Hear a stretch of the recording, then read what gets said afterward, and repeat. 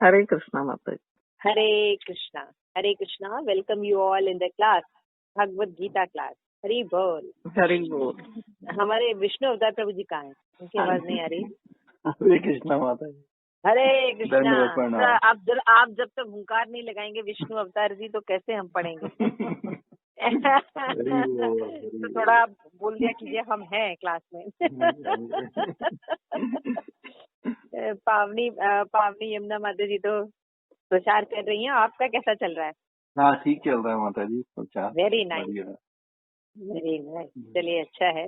आप लोग प्रयास करिए, ऐसे ही यमुना सुंदरी माता जी भी प्रयास करें, और गौरी माता जी से भी हमारे अपील है कि आप लोग भगवद गीता डिस्ट्रीब्यूट करने की कोशिश करें, और अपना लक्ष्मी गौरी माता जी अगर हो सके तो दे दीजिए, ताकि हम लोग और भगवद गीता खरीदी 2-4 बुक जो भी आप स्पॉन्सर करना चाहते हैं।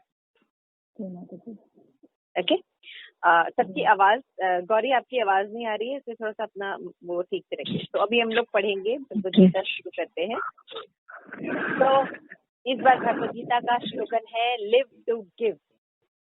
हमें जीना इसलिए है ताकि हम दे सके। तो हम दान तो बहुत चीज करते हैं, बहुत चीज देते हैं। जिसका जितना ज्ञान का लेवल होता है उस हिसाब से वो दान करते हैं। बेस्ट दान है किसी को शास्त्र का दान देना, और अगर प्रामाणिक शास्त्र रहे एज इट इज तो फिर क्या कहना, इससे तो जीवन का कल्याण हो जाएगा। तो किसी को भगवान का संदेश देकर उसके घर उसको वापस भेज दीजिए, तो माँ बाप को कितनी खुशी होती है। किसी का बच्चा अगर खो गया हो और उसके माँ बाप को आप वापस कर दीजिए, अपने माध्यम बन जाइए, तो माँ बाप को कितनी खुशी होती है। बहुत खुशी होगी। इसी तरह भगवान के हम बच्चे, हम भूल गए हैं भगवान को। अगर किसी जीव का भी उद्धार होता है या उसका प्रयास भी हम करते हैं तो भगवान कितने प्रसन्न होते हैं, है ना। तो आप लोग वो सेवा कर रहे हैं, जिसको अच्छे से करिए, बोलना सीखिए। किसी को ज्यादा कंपेल नहीं करना है, बस हमें देखना है। कोई बोलता है कि हाँ है तो अच्छा ठीक है, आप एक भगवत गीता स्पॉन्सर कर दीजिए। आपकी ये भगवत गीता हम जेल में, बच्चों में, होटल्स में हम लोग डिस्प्ले करते हैं, तो उसमें आपके नाम से एक भगवत गीता चली जाएगी। और ये 140 रुपीज की है, ज्यादा महंगी भी नहीं है, लेकिन आपकी तरफ से एक दान हो जाएगा आपके घर के लिए, शास्त्र दान, क्योंकि बहुत बड़ा दान। शास्त्रदान महादान, स्लोगन लिख लीजिए, शास्त्रदान महादान। हाँ, लिव टू गिव। तो इस तरह से हम कर सकते हैं। हर कोई ये कहेगा मेरे पास है, हाँ कोई बात नहीं, एक आप स्पॉन्सर कीजिए, एक का डोनेशन आप दीजिए, कुछ डोनेशन नहीं तो अपने पास डोनेशन के लिए लोग को बोलिए कि आप इस समय मैराथन चल रहा है, आपको जो इच्छा आप दे सकते हैं डोनेशन के लिए, तो जो भी इच्छा आप ले लीजिए। तो जो भी पैसा देता है वो डोनेशन ले लीजिए आप। तो ठीक है, हम पढ़ना शुरू करते हैं। कुरुक्षेत्र में सैन्य निरीक्षण। तो कुरुक्षेत्र के युद्ध में सैन्य निरीक्षण हो रहा है अर्जुन के द्वारा, और हमने देखा कि उसने, अर्जुन ने बोला भगवान श्री कृष्ण को कि मैं देखना चाहता हूँ कि मेरे से युद्ध कौन कौन करने के लिए आया है, because he is very intelligent. क्योंकि शंखनाद जब हुआ तो उनके भगवान ने जब शंख बजाए और पांडवों ने शंख बजाए तो पूरे प्लैनेटरी सिस्टम में लोग हिल गए। है ना। इस केवल जो युद्ध करने आए थे उनका ही नहीं, बल्कि पूरे प्लैनेटरी सिस्टम में, स्वर्ग में, सत्य लोक में भी लोग हिल गए, है ना। इतना शंख का नाद हुआ। तो उस वजह से जोश में अर्जुन ने सोचा चलो मैं देखता हूँ। तो भगवान तो हंस रहे थे, क्योंकि भगवान जानते थे कि अभी तो भगवत से, अर्जुन से हमें बहुत काम लेना है, धर्म के फिर से संस्थापना करनी है, भगवत गीता बोलना है। तो भगवान ऐसी जगह रथ को रखे जहाँ अर्जुन को मोह प्राप्त हो। रथ को कहाँ स्थापित किया? अर्जुन ने कहा मेरा रथ दोनों सेनाओं के मध्य मेरे चले, मैं देखना चाहता हूँ मुझसे कौन युद्ध करता है। तो भगवान तो कहीं भी रथ रख सकते थे, लेकिन वो ऐसी सिचुएशन में रखे कि उस अर्जुन को मोह प्राप्त हो। हमारे जीवन में भी ऐसे ही होता है। हम दूसरों को जब गीता का प्रवचन देते हैं तो बहुत आराम से भी देते हैं। हम शरीर नहीं आत्मा है ना। पत्रम पुष्पम फलम तोयम यम यम यापी स्मरण भावम सर्वधर्मान परित्यज्य, बहुत आराम से किसी को भी भगवद गीता का नॉलेज दे देते हैं। लेकिन जब अपने ऊपर इम्प्लीमेंटेशन आता है, अपने सगे संबंधियों में या अपने ऊपर कोई बात पड़ती है, तब हम उसको इम्प्लीमेंट कर रहे हैं या नहीं कर रहे हैं, वो इम्पोर्टेंट होता है। और उसको इम्प्लीमेंट करने में हमें सबसे ज्यादा दिक्कत आती है, क्योंकि सिद्धांत को इम्प्लीमेंट करना, कोई प्रिंसिपल को इम्प्लीमेंट करना इतना आसान नहीं होता है। हमारी है भोग वृत्ति, हम हर चीज को भोगना चाहते हैं ना इस जगत में। और मेरा है इसलिए अच्छा है, गुरु मेरा है इसलिए अच्छा है, भारत मेरा है इसलिए अच्छा है ना, ये सोसाइटी मेरी है इसलिए अच्छी, ये बच्चा मेरा है इसलिए अच्छा है ना? तो हर चीज मैं और मेरा के एक दायरे में है। क्यों? हमारे अंदर मेंटेलिटी है भोगने की। जब हम भोगने चलते हम भोगता है नहीं, कृष्ण भोगता है ना, लेकिन हम भोगना जानते नहीं है और भोगने चलते हैं। हम हैं सर्वेंट और मालिक बनने की कोशिश करते हैं, सब गड़बड़ करते हैं। तो फिर हमको अपने ओरिजिनल पोजीशन में वापस आ जाना चाहिए और भगवान को मालिक बनने देना चाहिए और उनकी हमें सेवा करनी चाहिए। तो this is the right position, तब हमारा जीवन अच्छा होगा। तो अर्जुन ने अभी भगवान से सेवा ली। मैं देखना चाहता हूँ क्योंकि इसको अपने गांडीव पर, अपने युद्ध पर बहुत बल था कि हम तो किसी को भी हरा देंगे, है ना। लेकिन भगवान ने उसको ऐसी जगह खड़ा किया कि उसको मोह हुआ। मोह होने के बाद अर्जुन ने कई प्रश्न रखे, है ना। उसने जब कुछ प्रश्न जैसे रखे कि हे गोविंद जो है, मुझे ना मेरा गला सूखा जा रहा है, मेरा गांडीव सरकता चला जा रहा है और मुझे इस युद्ध में कोई लाभ दिखाई नहीं दे रहा है। क्यों? क्योंकि इस युद्ध में मैं तो देख रहा हूँ मेरे गुरुजन, पितृगण, पुत्रगण, पिता, मामा, ससुर, पौत्र, साले, सगे संबंधी सब मारे जाएंगे। जब कोई रहेगा ही नहीं तो हम राज्य लेके करेंगे क्या?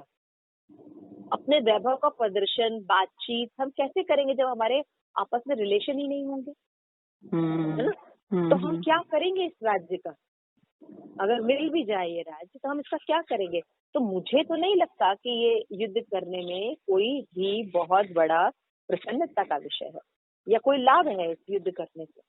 इससे तो बेटर है मैं क्या करता हूँ, मैं सब कुछ छोड़ देता हूँ और भिक्षा आटन करके मैं हम लोग पांडव अपनी जीविका चला लेंगे। क्या जरूरत है युद्ध करने की और अपने अपने भीष्म पितामह को मारने की, द्रोणाचार्य को मारने की, अपने बाकी स्वजनों को मारने की क्या जरूरत है? और यहाँ पे अर्जुन ने पिछले श्लोक में भगवान का नाम बताया कि आप तो गोविंद हैं। गोविंद है मतलब आप जो गाय और हमारी इंद्रियों के स्वामी हैं। आपको पता है कि हमारी इंद्रियां कैसे तुष्ट होती हैं, तो आप हमारी इंद्रियों को तुष्ट कीजिए, है ना। जनरली हम भी ये कहते हैं, हे भगवान सब ठीक कर दो, जैसा मैंने सोचा बस वैसा कर दो, है ना। तो ये मेंटेलिटी जो होती है ये ठीक नहीं। भगवान से प्रार्थना करी थी कि जो आपको ठीक लगे वो आप करिए और हमें शक्ति प्रदान कीजिए, क्योंकि भगवान हमारा ज्यादा भला देख सकते हैं कि भला कहाँ पे है। क्योंकि हम अगर अपना भला देख सकते तो इस जगत में क्या कर रहे होते हैं, भगवान को छोड़कर, है ना। तो गोविंद कहने का मतलब है कि अर्जुन का कि आपको तो सब कुछ पता है कि मेरी इंद्रियां कैसे तुष्ट होंगी, तो आप ना मेरी इंद्रियों को तुष्ट कीजिए। तो अर्जुन को यहाँ पे भगवान बताना चाह रहे हैं कि व्यक्ति जब भगवान की इंद्रिय तुष्ट करने की कोशिश करता है रादर देन अपनी इंद्रिय तुष्ट कराने के, तब वो प्रसन्न होता है। जब वो अपनी इंद्रियों को तुष्ट करने के लिए भगवान से प्रे करता है तो क्या होता है, उसको डिप्रेशन का सामना करना पड़ता है। समझ में आ रहा है? हाँ जी, हाँ जी। भगवान को अपनाने का मतलब होता है उनकी आज्ञाओं को, उनकी पसंद, उनकी नापसंद के हिसाब से जीवन जीना, न कि अपनी इच्छाओं के अनुसार, अपने मन के विचारों के अनुसार जीवन जीना। तो भगवान की इच्छा थी युद्ध करना, भगवान का ऐसा ही काम होता है। सारा उल्टा तो करना बड़ा मुश्किल होता है, कहना बहुत आसान है। तो अर्जुन जो है 36 में खोता है, पाप एव आश्रित्य अस्मान हत्वा एतानातित तस्मात् न अर्हा वयं हन्तु दास्तान् बान्धवान् स्वजनम ही कथम हत्वा सुखी श्याम माधव। यदि हम ऐसे आतताई का वध करते हैं तो हमें पाप चढ़ेगा। ये उचित नहीं होगा कि धृतराष्ट्र के पुत्र उनके मित्रों का वध करे। हे लक्ष्मीपति कृष्ण, इससे हमें क्या लाभ होगा? अपने ही कुटुंबियों को मारकर हम किस प्रकार सुखी होंगे? तात्पर्य गौरी पढ़िए तात्पर्य। वैदिक आदेश अनुसार आतताई 6 प्रकार के होते हैं। एक विष देने वाला, दूसरा घर में अग्नि लगाने वाला, तीसरा घातक हथियार से आक्रमण करने वाला, चौथा धन लूटने वाला, पांच दूसरे की भूमि हड़पने वाला तथा 6 पराई स्त्री का अपहरण करने वाला। ऐसे आतताइयों को का तुरंत वध कर देना चाहिए, क्योंकि इनके वध से कोई पाप नहीं लगता। आतताइयों का इस तरह वध करना किसी सामान्य व्यक्ति को शोभा दे सकता है, किंतु अर्जुन कोई सामान्य व्यक्ति नहीं है। वह स्वभाव से साधु है, अतः वह उनके साथ साधुवत व्यवहार करना चाहता था, किंतु इस प्रकार का व्यवहार क्षत्रिय के लिए उपयुक्त नहीं है। यद्यपि राज्य के प्रशासन के लिए उत्तरदायी व्यक्ति को साधु प्रकृति का होना चाहिए, किंतु उसे कायर नहीं होना चाहिए। उदाहरणार्थ, भगवान राम इतने साधु थे कि आज भी लोग राम राज्य में रहना चाहते हैं, किंतु उन्होंने कभी कायरता प्रदर्शित नहीं की। रावण आत्मा था, क्योंकि वह राम की पत्नी सीता का अपहरण करके ले गया था, किंतु राम ने ऐसा पाठ पढ़ाया जो विश्व इतिहास में बेजोड़ है। अर्जुन के प्रसंग में विशिष्ट प्रकार के आतताइयों से भेंट होती है।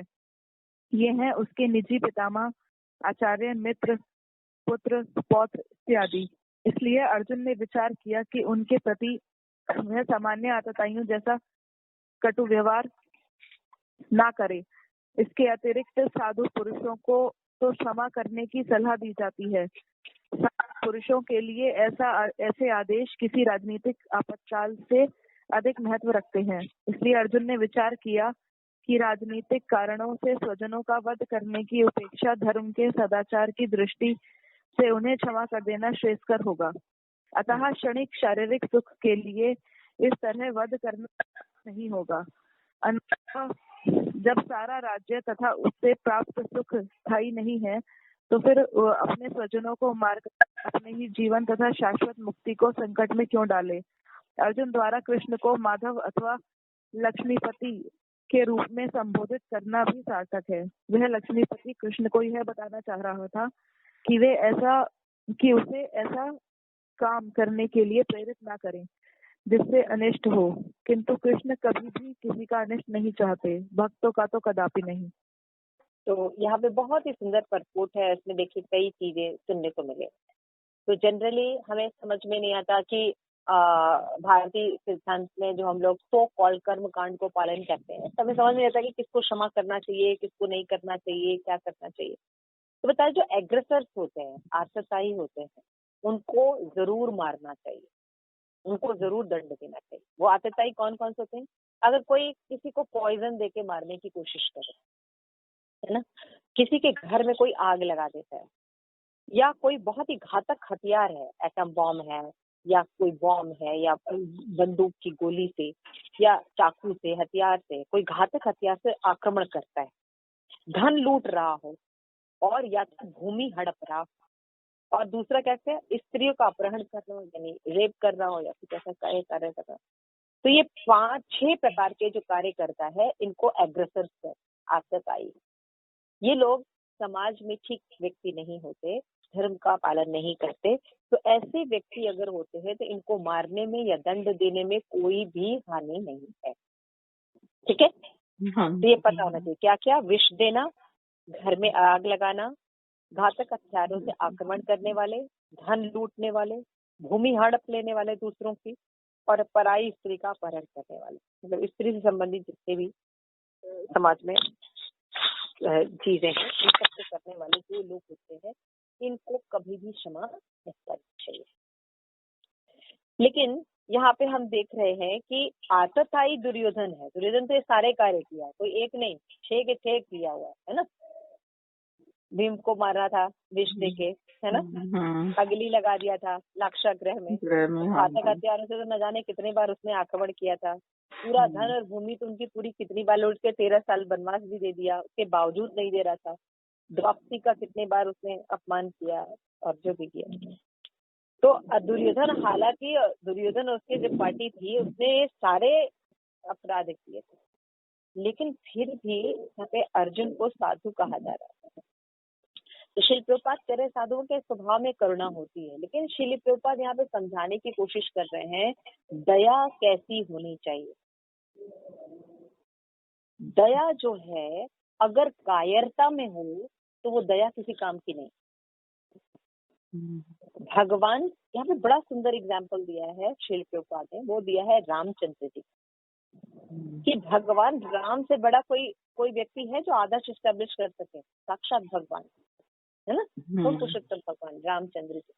लेकिन रावण जैसे आतताई का उन्होंने भी वध किया। तो इसका मतलब है कि धर्म के लिए इट इज वेरी आवश्यक है कि हम आतताइयों को पनिशमेंट दें। लेकिन यहाँ हम देख रहे हैं अर्जुन जो है अपने इल्यूजन में आ गया, शरीर से संबंधित चीजों के प्रति इल्यूजन में आ गया, क्योंकि उनके प्रति वो आसक्त था। जब हम किसी के प्रति आसक्त होते हैं तो हम जानते हैं कि वो व्यक्ति गलत है, लेकिन हम छोड़ नहीं सकते। तो ये सब इग्नोरेंस होता है। 3 प्रकार के मोड्स होते हैं नेचर में, तमोगुणी, रजोगुणी और सतोगुणी। प्रकृति के 3 गुण होते हैं। जब हम तमोगुण में होते हैं, इग्नोरेंस मोड में होते हैं, तो हम जानते हैं ये गलत है, लेकिन छोड़ नहीं पाते, है ना। जैसे किसी को बहुत नशा करने की आदत होती है, शराब ड्रग लेने की आदत होती है, उसको पता रहता है कि वो बहुत खराब है, डॉक्टर ने चेतावनी दे दी कि अगर आप 1 बूंद भी अगर आप खाएंगे तो आप मर जाएंगे, लेकिन उसके प्रति वो इतना आसक्त रहता है कि वो वही काम करता है ना। तो ऐसे ही जितनी बुरी चीज, जो चीज नहीं करनी है उनके प्रति आसक्त रहना और गलती जान कर भी उसको उसके लिए कोई क्रिया न करना, ये कायरता होती है। तो यहाँ पे उस कायरता को भगवान जो है मंजूरी नहीं दे रहे कि कायरता और करुणा में अंतर होता है। तो अगर हम ये कायरता कर रहे हैं, अर्जुन को जबकि और कोई होता तो बहुत प्रशंसा करता है कि इतना महान कार्य कर, लेकिन भगवान कह रहे तुम तो कायर हो, है ना। और अर्जुन कायर नहीं था, अर्जुन के लिए गाली के बराबर हुआ कायर है। लेकिन यहाँ भगवान समझा रहे, इसलिए हमें हमेशा ध्यान रखना चाहिए कि क्या चीज रियल करुणा है, इस श्लोक का पढ़ के, है ना, कि जब हम भक्ति करने चलते हैं तो हमें भी, क्योंकि जब नियम पालन करते हैं या धर्म का पालन करते हैं, सब भक्ति तो करना चाहते हैं भगवान की, लेकिन अपने मन अनुसार जीवन जीना चाहते हैं, भगवान को जीवन में शामिल नहीं करते, है ना, वो भक्ति नहीं करते। तो जब हम इस्कॉन से जुड़ते हैं और सही ऑथराइज लोग से जुड़ते हैं और हम भगवान को अपने जीवन में लाना चाहते हैं, तो लोगों को प्रॉब्लम होती है, क्योंकि हम तो इंद्रिय तृप्ति करना चाहते हैं, दिखावा थोड़ा सा भगवान का, है ना। लेकिन जब हम सही से भक्ति करते हैं तो उसमें इंद्रिय तृप्ति का कोई स्थान नहीं। तो वहाँ पे हमें संघर्ष करना पड़ता है अपने परिवार लोगों से, समाज लोगों से, बहुत संघर्ष करना पड़ता है।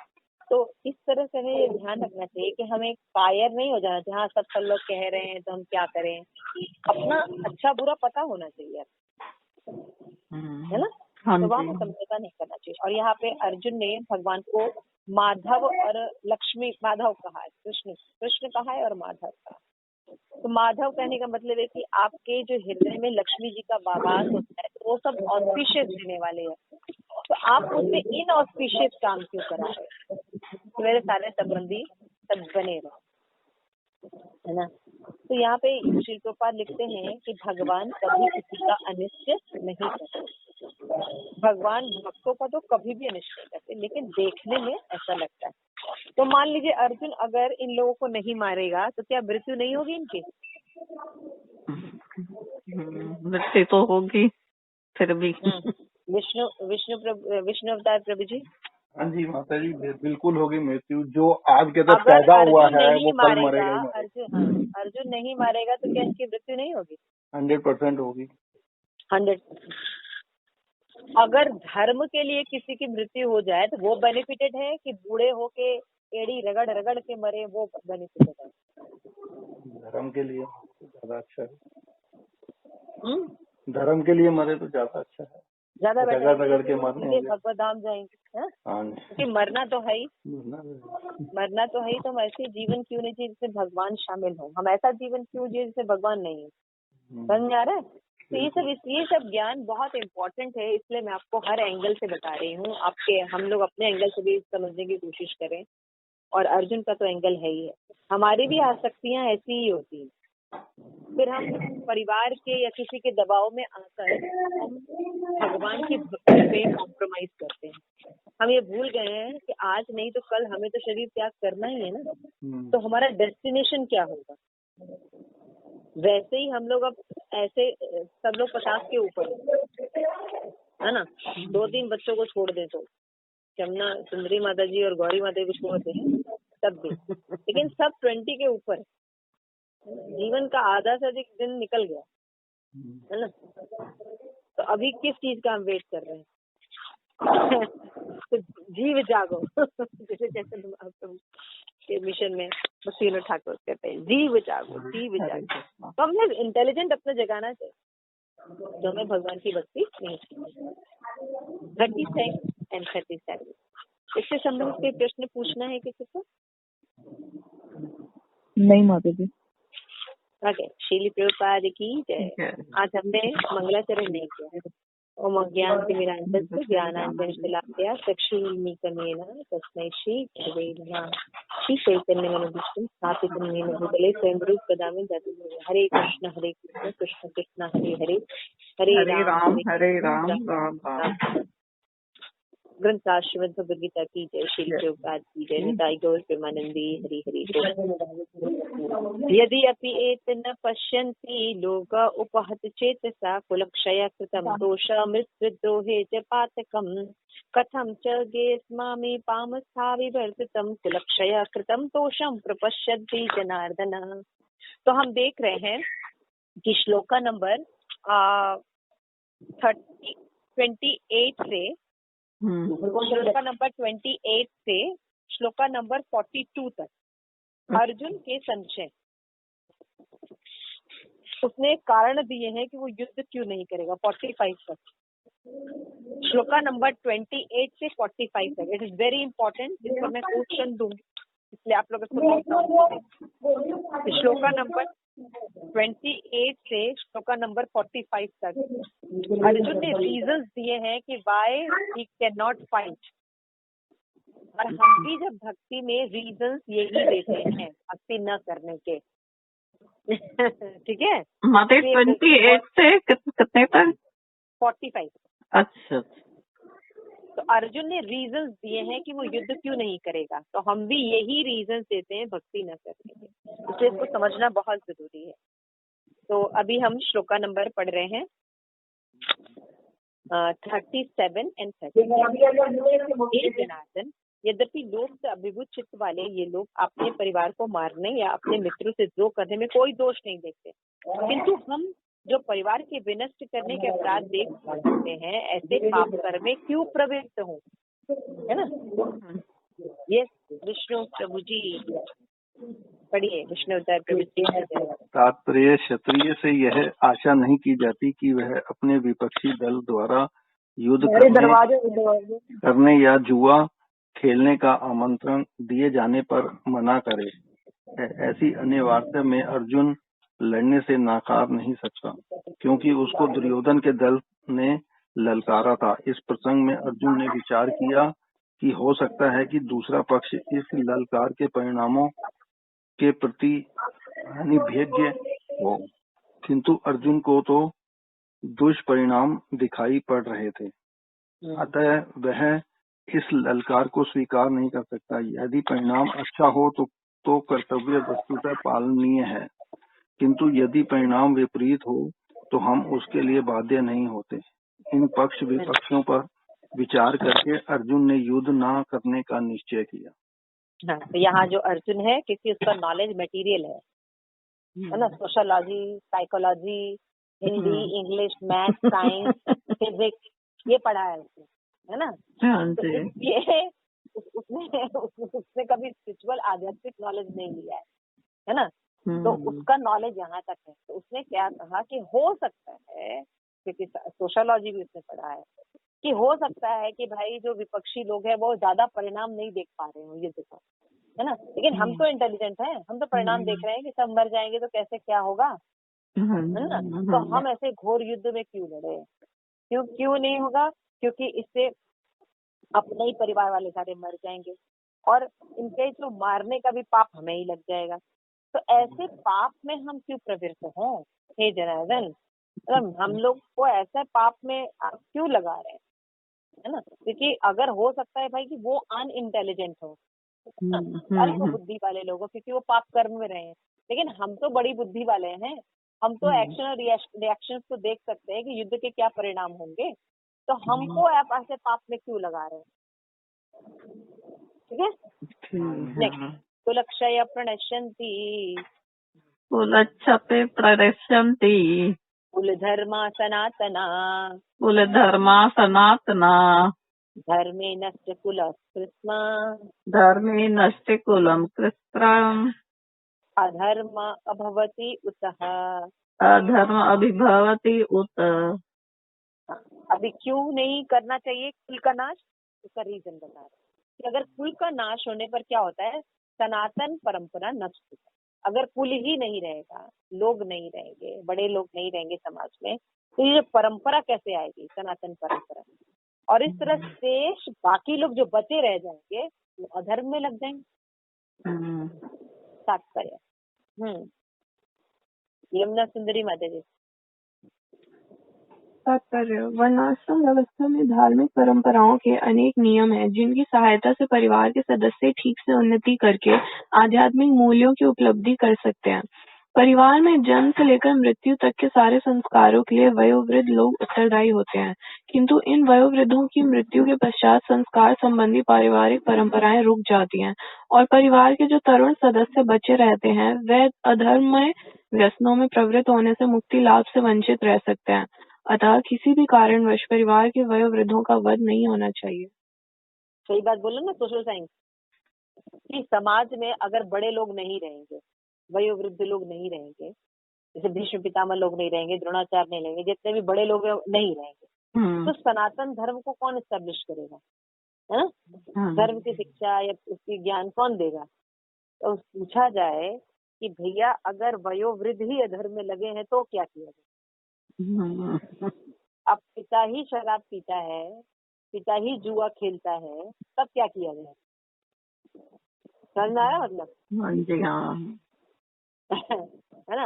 अब वयोवृद्ध ही टीवी देखते हैं और छोटा जो है यमुना सुंदरी माता जी की तरह भक्ति में लग जाता है, तो वो तो माला करेगा, लेकिन वयोवृद्ध है अभी से तो माला करोगे तो थाली कैसे होगी। हाँ, तो वयोवृद्धों को ही नहीं पता कि सही और गलत क्या है, तो फिर ऐसे वयोवृद्धों का कोई फायदा है क्या दुनिया में? नहीं। यही बता रहा है भगवान प्रभुपाद। अर्जुन कह रहा है कि भाई हम जब युद्ध होगा जितने वयोवृद्ध है मर जाएंगे, वयोवृद्ध नहीं रहेंगे तो क्या होगा, सनातन परंपरा को कौन एस्टैब्लिश करेगा। तो जब बड़े बूढ़े नहीं रहते तो छोटे लोग जो रहते हैं कहीं पर भी जितने भी अधर्म के कार्य उससे लग जाते हैं। हाँ जी हाँ। जिनके घर में बड़े बूढ़े नहीं रहते और अधर्म के कार्य में लग जाते हैं। तो इसका आंसर भगवान देंगे कि जिनके घर में बड़े बूढ़े हैं, अगर बड़े बूढ़े ही गलत में लगे तो सारा परिवार ही गलत में लगा रहता है, उसके लिए क्या कहना है ना। भगवान बताएंगे। तो धर्म जो होता है वो वयोवृद्धों पर निर्भर नहीं करता, धर्म जो होता है उसका पालन करना होता है, चाहे वो वयोवृद्ध रहे या कुछ। जब कोई भगवान की शरणागति ग्रहण कर लेता है तो उसके घर में बड़े हो या ना हो धर्म पालन होगा। तो ऐसे बहुत से यंग बच्चे हैं, जैसे दुबई में एक लड़का मुझे मिला था, दुबई का, वृंदावन में, मतलब पूरा सुबह 4 बजे उठता है, ड्यूटी पर शिफ्ट करता है, उसको 8 बजे तक अपने ऑफिस जाना होता है, चैंटिंग करता है, माला करता है, प्रसाद बनाता है, भोग लगाता है, चला। तो उसे पूछा कि तुम दुबई जैसे जगहों में मान लो कॉलेज स्कूल सॉरी ऑफिस जाते हो या स्कूल गए, तुमको कोई दिक्कत नहीं? ये बहुत दिक्कत है, ये लोग बहुत तरह से बात करते थे, लेकिन उनकी तरह हमको थोड़ी जीवन जीना है। मुझे अपना गोल क्लियर था। सोचो, उसके ना परिवार में कोई भक्त ना कुछ भक्त, और देश भी अलग, विदेशी लड़का, वो कन्विंस है कि ये धर्म है, मुझे इसका पालन करना। He can't bear about anyone। और तो वो व्यक्ति जो धर्म का पालन कर रहा है वो सही है कि बाकी लोग जो घर में परिवारजन सब कुछ है और सारे अधर्म चल रहे हैं, कौन सही है? यमुना पावनी माता जी। हाँ जी माता जी हाँ। कौन व्यक्ति सही है? वो जो लड़का जो अकेला है और पालन करता है, और वो जो फैमिली है जिसमें वयोवृद्ध वगैरह सब रहते हैं और सब अधर्मी है। जो लड़का अकेला रहता है वो धर्म है, वो सही है। धर्म का पालन कर रहा है ना। हाँ तो जी, समझ रहे मतलब धर्म का पालन करना जरूरी है, वयोवृद्ध हो या ना, ठीक है ना। हाँ लेकिन जी, हमारे अगर हम लोग साइकोलॉजी रूप में देखते हैं, तो हम भी सोशल साइंस पढ़े होते तो यही कहते हैं ना, अरे हाँ बड़े जी, बुजुर्ग कह रहे हैं, बड़े बुजुर्ग कह रहे हैं, तब उनकी बात कैसे करेंगे, है ना। तो अर्जुन भी यही कह रहा है, वयोवृद्ध होंगे नहीं तो बाकी जो परंपरा है वो अधर्म में लग जाएगी। तो जब तक सनातन धर्म का नॉलेज नहीं रहता है तो ये मॉरल साइंस की बातें बड़ी अच्छी लगती है। अगर हमको भी ज्ञान नहीं था, हम तो कहे अर्जुन तो कितनी बढ़िया बात कर रहा है, हाँ जी, बिल्कुल सही बात कह रहा है। तो मतलब भगवान को प्रॉब्लम कहाँ है? जब भगवान बोलना शुरू करते हैं, जब हमें स्पिरिचुअल नॉलेज मिलना शुरू होता है, जैसे मैंने आपको भी बताया एक उदाहरण, तब हमें बात समझ में आती है। इसीलिए कहा जाता है कि मॉरल साइंस जो होता है वो सही नॉलेज नहीं है, सनातन धर्म का नॉलेज जो है वो सही नॉलेज है। जब उसको हम लेते हैं तो हमें करुणा करने भी आती है, सब कुछ स्टैब्लिश होता है। लेकिन अगर हमें सनातन धर्म ही स्टैब्लिश नहीं करने आता तो हम कब कायरता करते हैं, कब हम करुणा करते हैं, कब हमें लड़ाई करनी चाहिए, कब हमें नहीं करनी चाहिए, कब हमें शिष्टाचार का पालन करना चाहिए, कब हमें शिष्टाचार का पालन नहीं करना चाहिए, कब हम किसी को दंडित करना चाहिए, कभी किसी को दंडित नहीं करना चाहिए, कोई लाइन ही नहीं क्लियर है, कोई लाइन ही नहीं क्लियर है ना। तो इसीलिए समाज जो है इतने बड़े अपभ्रंश में पड़ जाता है। तो आज हम वहीं तक पढ़ते हैं। अर्जुन का ये बहुत सुंदर प्रश्न था कि अगर कुल का नाश हो जाएगा तो सनातन धर्म नष्ट हो जाएगा। आप कह रहे हैं जितने वयोवृद्ध हैं सब मर जाएंगे, तो बाकी जो बचे रहेंगे उनको तो ज्यादा पता नहीं है, तो वो सब अधर्म में लग जाएंगे। तो प्रैक्टिकल हमारा नॉलेज यही है ना, ऐसा ही होता है। समझ में आ रहा है ना? हाँ जी माता जी, हाँ। तो सोशल साइंस और मॉरल साइंस पढ़ने वाले ऐसे ही सोचते हैं। तो ये सब क्वेश्चंस आप लोग नोट कीजिए, ये क्वेश्चन बहुत इम्पोर्टेंट है, ठीक है ना। तो हम क्वेश्चंस देखेंगे क्योंकि ये क्वेश्चन आपको बार बार याद दिलाएंगे जब आप साधना लेवल पर रहेंगे। जब आप भक्ति करेंगे तो ये सब प्रश्न आपके सामने आएंगे, तो इनको कैसे समाधान करना, मॉरल साइंस से जैसे कि सब लोग करते आ रहे हैं, या भगवान के अनुसार चलना है। अर्जुन ने भगवान के अनुसार चलने का निश्चय किया, आज तक ग्लोरीफाई है ना। हाँ जी, आज भी उसकी ग्लोरी इतनी है उसकी। तो ठीक है, आप लोग अभी भगवत गीता बुक डिस्ट्रीब्यूशन के लिए जाइए, ज्यादा टाइम नहीं देंगे आपको। आगे की क्लास हम नेक्स्ट फ्राइडे कंटिन्यू करेंगे, ठीक है। ठीक है। पाद की जय, भगवत गीता की जय। जिस ग्रंथ को आप सेल करने जा रहे हैं उसका ज्ञान होना बहुत जरूरी है। आप देख रहे हैं कितना इम्पोर्टेंट है।